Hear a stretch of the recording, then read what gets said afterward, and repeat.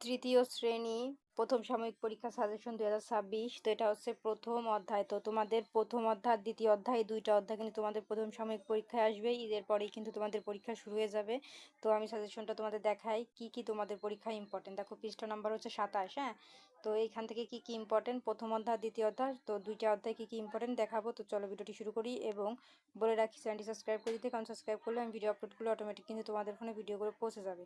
আর তোমাদের অনেকের কমেন্টের ভিত্তিতে আমি নতুন করে সাজেশন তৈরি করতেছি, কারণ প্রতি বছর আমার সাজেশন তোমরা পড়ো, এই বছরও অনেকে বলছো যে আপু সাজেশন দাও। তো তাদের কথা ভিত্তিতে আমি সাজেশনটা তৈরি করতেছি।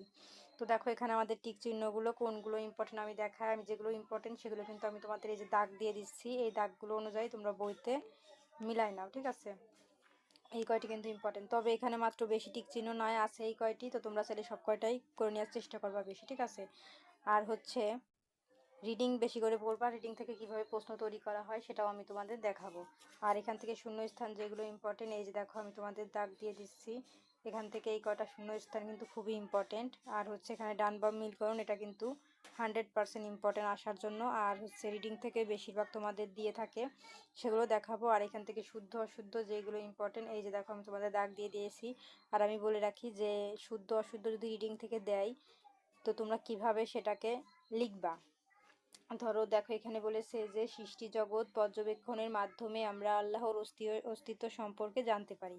তো এই কথাটা কি সত্য কথা নাকি মিথ্যা কথা? যদি এই কথাটা সত্য হয় তাহলে হবে শুদ্ধ, আর যদি মিথ্যা হয় তাহলে হবে অশুদ্ধ, ঠিক আছে। তো তোমরা এরকম ভাবে ধরো এটা কমন পড়ে নাই, অন্য বই মানে এই বইয়ের থেকে রিডিং থেকে দিছে, তো তোমরা যদি রিডিংটা এইগুলো পড়ে দেখবা, মানে যেটা আসবে শুদ্ধ অশুদ্ধ, তো ওইটা পড়ে দেখবা যে ওটা কি সত্য কথা বলছে না মিথ্যা কথা। যখন দেখবা যে কথাটা সত্য তাহলে ডিরেক্ট শুদ্ধ লিখে দিবা, আর যদি দেখো যে কথাটা মিথ্যা তাহলে একদম সোজাসুজি অশুদ্ধ লিখে দিবা, ঠিক আছে। এটা হচ্ছে আমি তোমাদের সংক্ষিপ্ত আকারে মানে সহজে অতি সহজে যেভাবে শুদ্ধ অশুদ্ধ বোঝাই সেরকম বোঝাই দিলাম। আর এখান থেকে সংক্ষিপ্ত প্রশ্ন যেগুলো দেখাবো এগুলো 100% পরীক্ষায় আসবে। এই যে আমি যে কয়টা লিখে দিব, ঠিক আছে, মানে দাগ দিয়ে দিব, এই কয়টা তোমরা কমপ্লিট করলে আশা করি তোমাদের পরীক্ষায় কমন পড়ে যাবে, ঠিক আছে। তারপরে দেখো এখান থেকে বর্ণনামূলক যেগুলো ইম্পর্টেন্ট, এই যে খ নাম্বার গ নাম্বার আর ঘ নাম্বার কিন্তু খুবই ইম্পর্টেন্ট, ঠিক আছে। এখন আমরা চলে যাব দ্বিতীয় অধ্যায়। এখন প্রথম অধ্যায় রিডিং আছে অনেকগুলো, সেই রিডিং আমি তোমাদের দেখানো হয় না, তোমরা নিজেরা রিডিংগুলো পড়ে নিবে, রিডিং থেকে অনেক আসে। আর আমি এইখান থেকে তোমাদের দেখাই কিভাবে রিডিং থেকে প্রশ্ন তৈরি করা হয়। দেখো এখানে বলেছে হজরত মোহাম্মদ সাল্লাল্লাহু আলাইহি সাল্লাম 570 খ্রিস্টাব্দে আরবের মক্কা নগরীতে জন্মগ্রহণ করেন। দেখো কত সুন্দর একটা প্রশ্ন।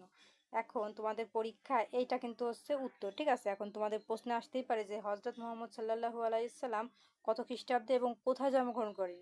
দেখো তোমরা রিডিংটা পড়লে জানতে পারবা যে 570 খ্রিস্টাব্দে মক্কায় জন্মগ্রহণ করেন, ঠিক আছে। তার মানে কি প্রশ্ন ঠিক এইভাবে করা হয়, বুঝতে পারছো।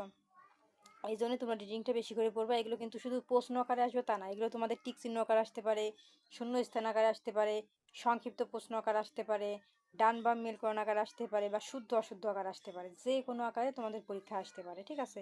এই জন্য রিডিংগুলো বেশি করে পড়বা। তারপর দেখো এখানে বলেছে 5 বছর বয়সে তিনি ফিরে আসেন তার মায়ের কাছে।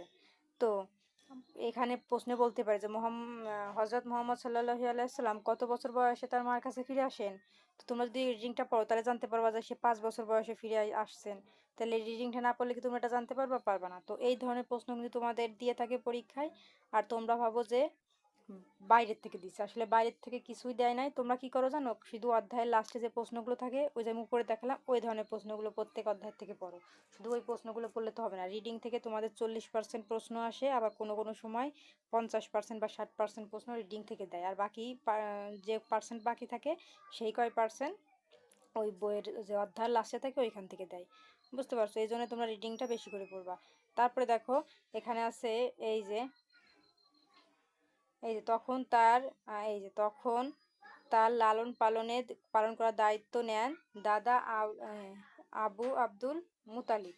তো তোমাদের প্রশ্ন আসতে পারে যে হজরত মোহাম্মদ সাল্লাল্লাহু আলাইহি সাল্লাম হজরত মোহাম্মদ সাল্লাল্লাহু আলাইহি সাল্লামের লালন পালনের দায়িত্ব কে নেন? এই যে কি হবে, এই যে দাদা আব্দুল মুতালিব, ঠিক আছে। তো তোমরা রিডিং না পড়লে কেটার অ্যান্সার জানবা, এই জন্য রিডিং থেকে কিন্তু অনেক প্রশ্ন করা হয় যেটা তোমরা জানো না। তারপরে দেখো আমাদের এখানে আছে যে 8 বছর বয়সে দাদা মারা যান। তোমাদের প্রশ্ন আসতে পারে যে হজরত মোহাম্মদ সাল্লাল্লাহু আলাইহি সাল্লামের দাদা মারা যান কখন? এই যে 8 বছর বয়সে। রিডিং না পড়লে তোমরা কেমনে জানবা?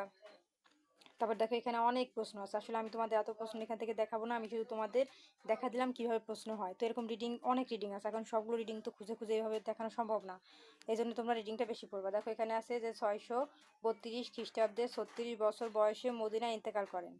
ঠিক আছে, কে ইন্তেকাল করেন?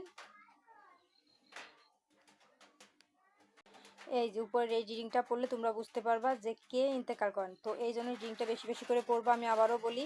তো স্কল করে আমরা এখন নিচে চলে যাব, দেখাবো কোন কোনগুলো আমাদের ইম্পর্টেন্ট। ঠিক আছে, তোমরা এই দেখো নিচে এখানে অনেক রিডিং আছে, আসলে সব রিডিং তো এভাবে দেখানো সম্ভব না, তোমরা এইভাবে রিডিংগুলো পড়ে নিবা, কারণ রিডিং থেকে কিন্তু অনেক প্রশ্ন আসে, আমি আবারও বলি।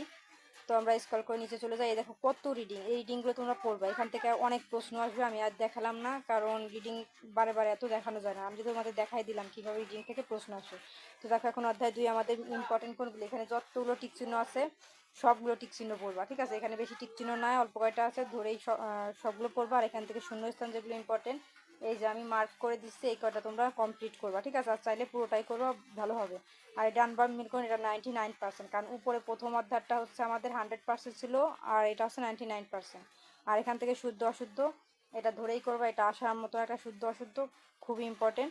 আর এখান থেকে যে প্রশ্নগুলো ইম্পর্টেন্ট, হ্যাঁ এই যে দেখো আমি তোমাদের দাগ দিয়ে দিলাম, আর এখান থেকে বর্ণনামূলক প্রশ্ন যে কয়টা ইম্পর্টেন্ট এই যে আমি দাগ দিয়ে দিয়েছি। ঠিক আছে, তো পরবর্তীতে আছে তৃতীয় অধ্যায়। তো তৃতীয় অধ্যায় তোমাদের প্রথম সাময়িক পরীক্ষায় নাই, তো এই পরীক্ষায় দ্বিতীয় অধ্যায় পর্যন্ত ছিল। তো আজকের মতন এই পর্যন্তই, পরবর্তীতে অন্যান্য সাবজেক্টের সাজেশন দেখার জন্য অবশ্যই সাবস্ক্রাইব মাই চ্যানেল।